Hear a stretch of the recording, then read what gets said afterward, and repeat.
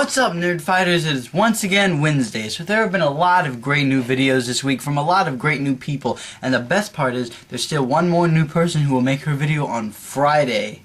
In other news, there have been a lot of well thought out videos on the topic of religion, and it's finally time for me to put in my 2 cents on it. Before I begin, I want to say that we are lowly human beings. We're stupid. That's why it's so hard for us to define a being so highly above us, or even to decide if such a being like that exists. From what we can tell, we think we'll know the answer, but it's difficult because we'll never be 100% sure, because we'll never know 100% about the matter itself. Okay, let's begin. There are 2 really great arguments that I can make to help show that God exists. First, there is the reign of law in the universe. Our reason tells us that wherever order and plan is, an intelligent being has been at work. The connection between order and plan, design and designer, shows the basis for the teleological argument.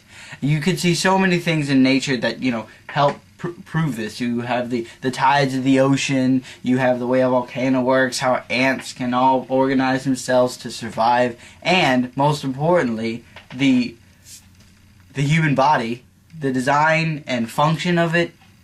This helps us realize that there must be a supreme designer who made it all.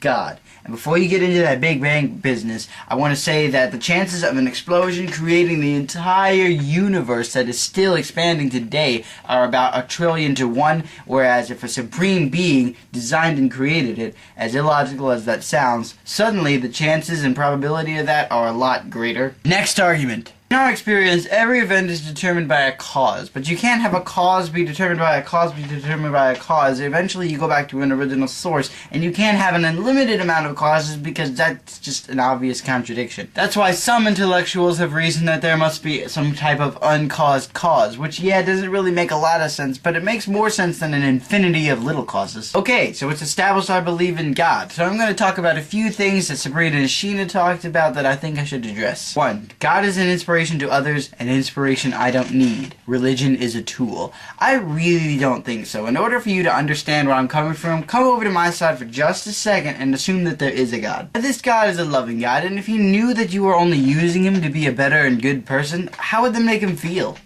How would that make you feel? Assuming there is a God, we can't also assume that he is a tool.